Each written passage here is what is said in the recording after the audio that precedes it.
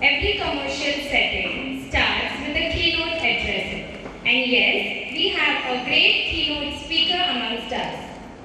A keynote speaker is a corporate trainer. He has trained under Prasanna Trust of Swami Subbodhananda.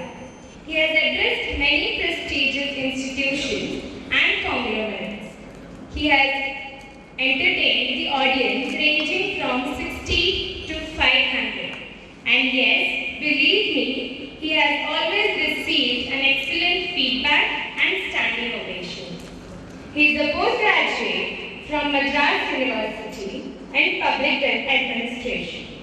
He is a recognized teacher of yogic sciences, focusing on self-enhancement and physical aspects of yogasanas, pranayam and surya namaskar.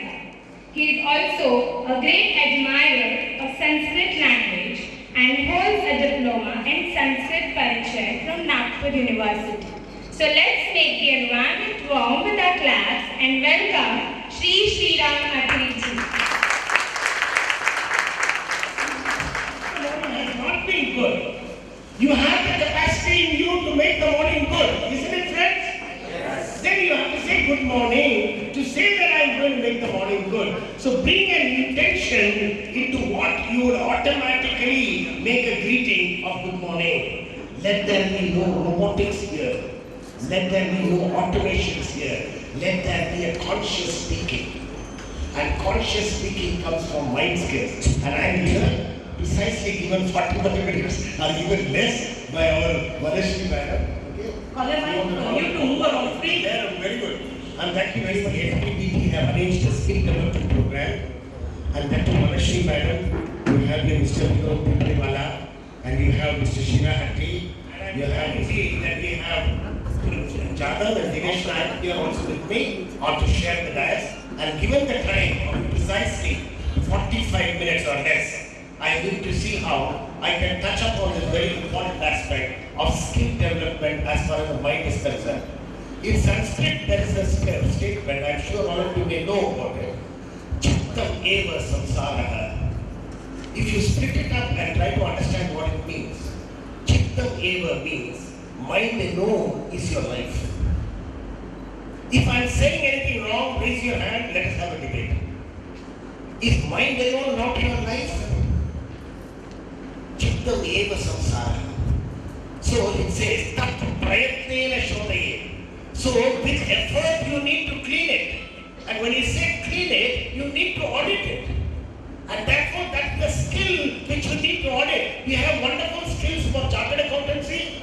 You have skills and audit systems for your cost accountancy. You have audit systems for organizations. You have audit systems, energy systems for multiple things, even in companies and corporate sector. Yes or no, my dear friends? But what about the audit system for your own mind? So what kind of mind skills we need to have in order to be an entrepreneur is what I'm going to touch upon. And my dear friend, therefore, without taking much time, let us go into the PowerPoint presentation. Mind skills. Yeah. 45 minutes, no issue there? Yes, dear. So friends,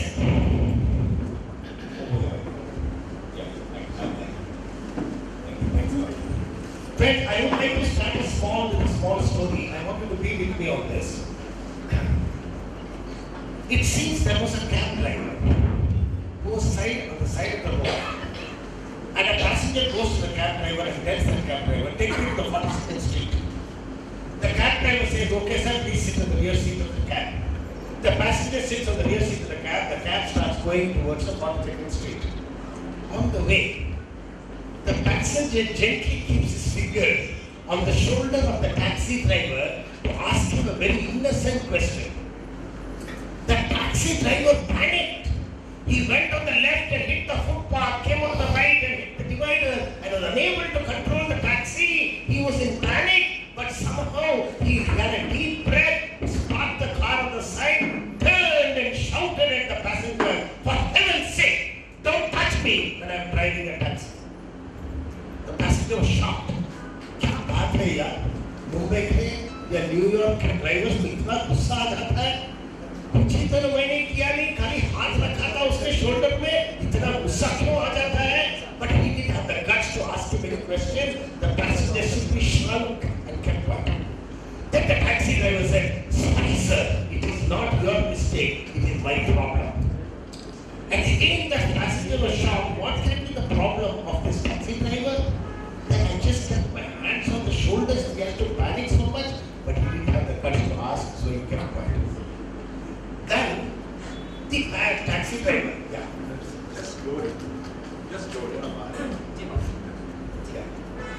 You can hear me? Yeah, that's right. I was wondering what this noise was coming. Okay. So the taxi driver again calmed down and said, Sir, aisa tha ki today is the first day I am driving the taxi. The passenger was shocked.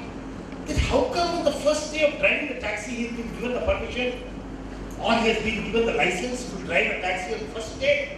It's not possible. But still he didn't have the guts to ask anything, he kept quiet. Then the taxi driver says, Sir, for last 25 years, sir, I have been driving a van, in which van I was carrying dead bodies. I was a hearse driver.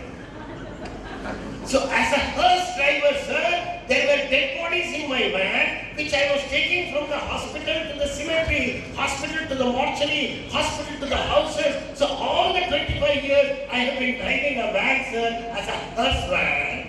And today, sir, when you put your fingers on my shoulders, I thought some bhutar, pekar, ghost has come. And therefore I panicked, sir. It is not your mistake, it is my problem. My dear friends, I want you to see this. I want you to see this and get the tatparya behind the story.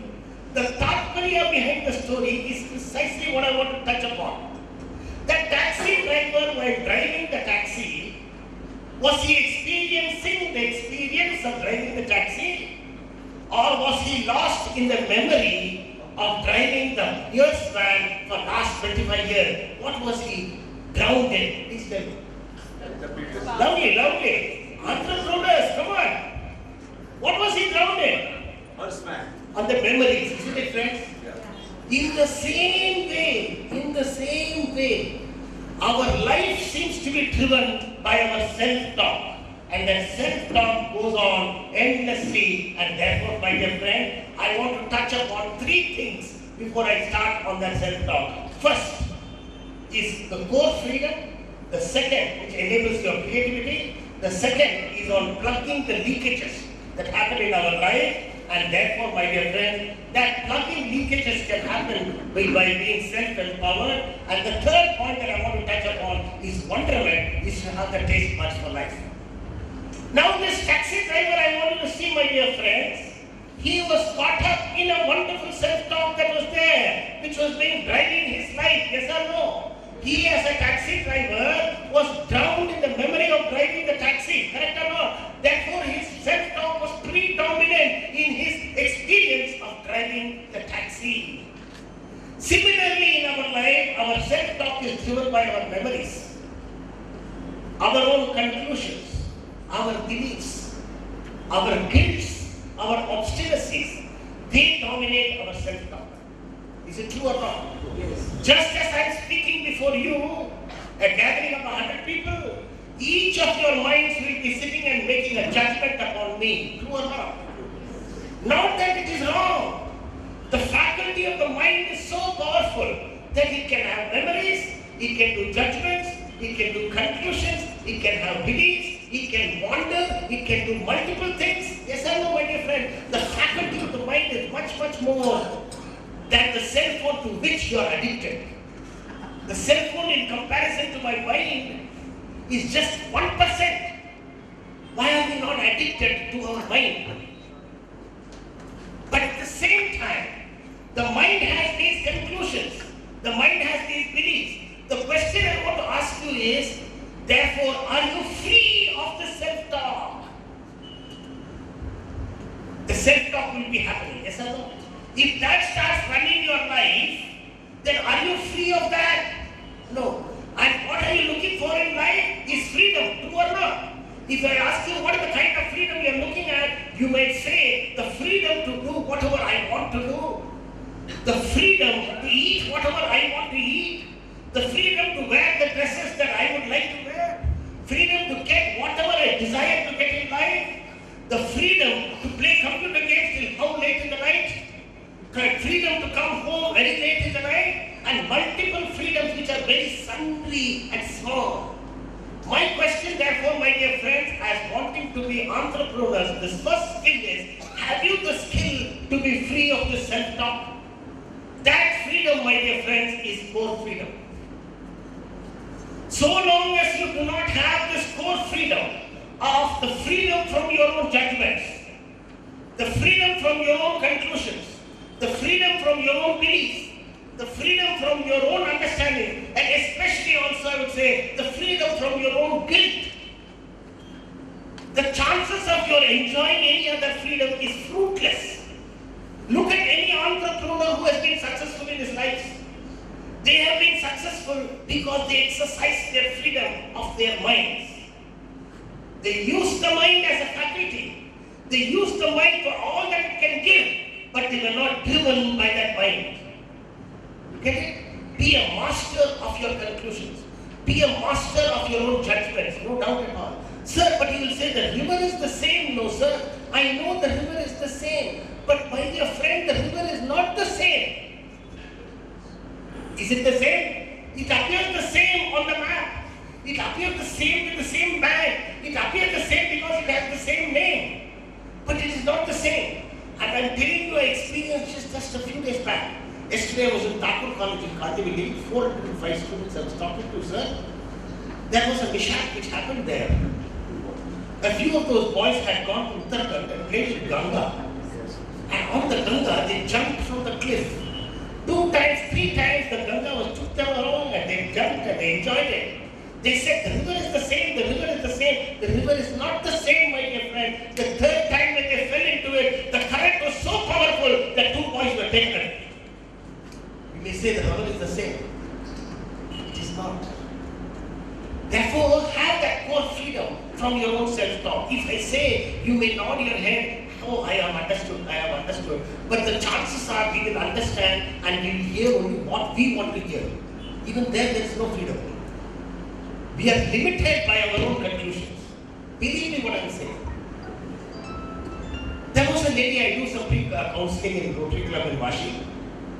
And there was a lady who came, she appeared 35 years of age. I came with the parents and the parents told me, sir, I would like you to talk to her. I said, what's the matter? She said, sir, she's just 19 years old, she's not 35. She appears 35, sir, but at the age of 30, for what reason, I don't know, she stopped smiling. She stopped meeting friends, she stopped being joyful. She's always sad and confused herself and isolated. She doesn't want any friends, she doesn't want to go to schools or colleges, and that's where she was. I was shocked, I said, okay, you stay away, and I spoke to the girl, and to cut the story short, as I was talking, she said, sir, at the age of 30, I made a big wrong in my life. I made a big mistake in my life. I said, okay, so what happened? So, but when I made that big mistake, sir, I told myself, I don't deserve to be happy. I don't deserve to have joy at all in my life. I don't deserve to have any friends. I don't deserve any kind of friendship at all from anyone. I don't deserve any company, and I deserve to be a loser in life, and therefore I stayed away and I'm a depressed person now. Then I asked what wrong you did, whatever wrong you did. Where is it written? Is it written in the sands of Chowpatty? Is it written on the rocks of the flyover at your own Malone? Is it written on the flyovers or in the beaches of any other place like the Himalayas? Is it written even in your Janam Kundali? No, sir. Then where is it encrypted? It is encrypted only in the mind. Yes or no, my dear friends? I understand wrong is wrong, but have you learned your lesson? She said, of course I have learned my lesson. I will never repeat it again. And if you have learned the lesson, why are you catching the sting of that mosquito? Why are you getting under the paw? Why are you getting into the jaws of the crocodile? These are all the ones that will swallow you. You need to catch the lesson and drop the sting. Yes or no, my dear friends?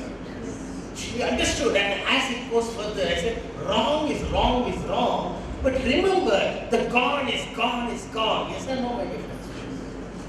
You will say yes and no, but I want you to join me. So all of you put your hands like this and say, wrong is wrong. Wrong is wrong. Some of you are still caught up in your own mind. I want you to share. No, I want you to do it with me. Come on, put your hands like this. Wrong is wrong. Come on, backbenchers. Wrong is wrong. Some people are wondering whether it's wrong at all. No, please understand. Come on, everybody put your hand. Wrong is wrong. But God is God. Put your hand like that. But God is God. Wrong is wrong. But God is God.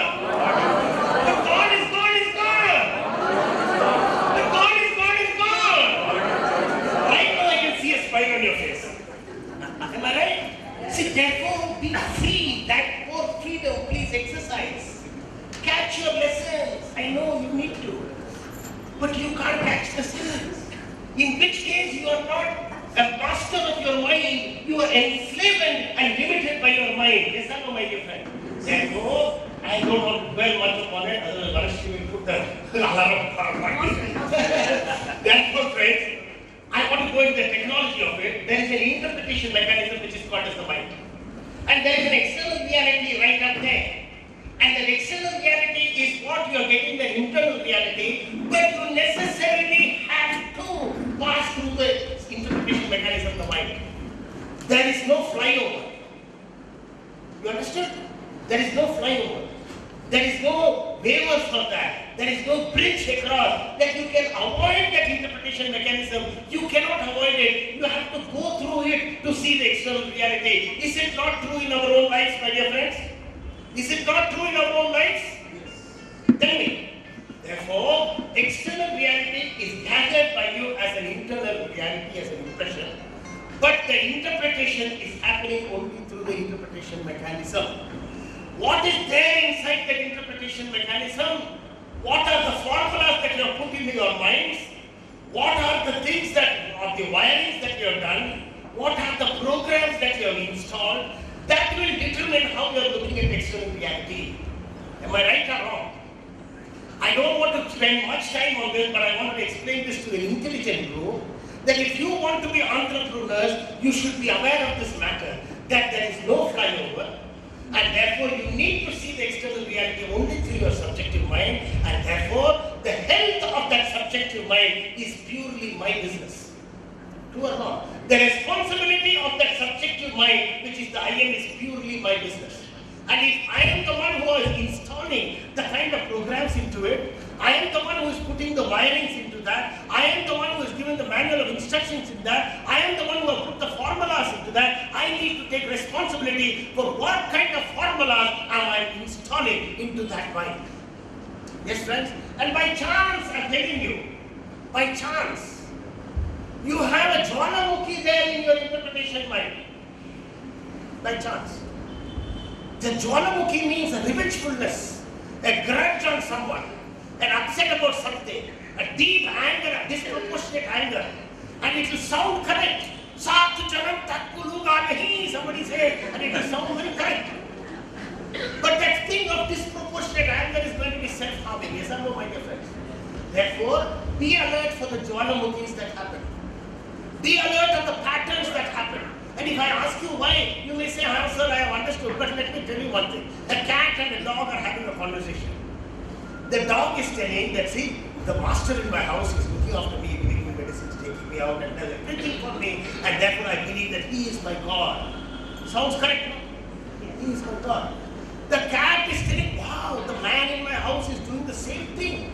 He is giving me medicines, he is giving me food, he is taking care of me, he is putting me to sleep, he gives me a bath, and he does everything. And therefore I believe that I am the God, says the cat. Correct? No? Yes. Sounds correct. Both logics will sound correct. But the fact is the pattern of the subjective mind is deciding how the perception of the external reality is. Therefore, as entrepreneur, you have to be very alert of what is the kind of formulas you are putting into that. Otherwise, the beggary of the mind will only start proliferating. There was a beggar who was sitting in Nariman Point with the sports suit, feet, etc. and the right man for that. And with his hands projected out in Nariman Point, the people who were walking past this way, they saw the guy with a suit and what is this? He must be from high society, but he is begging, that seems to be his profession. So as they were going, they could not give him a 5 paisa, 10 paisa coin. As per their andast, they had to give him a 20 rupee note or a 10 rupee note or a 50 rupee note and go by. Then one day this guy was having both his hands out. So some guy said, sir, until yesterday I saw you with one hand out there, and now today you are having both hands out. Kya baat hai? Then this guy said, sir, you see, I am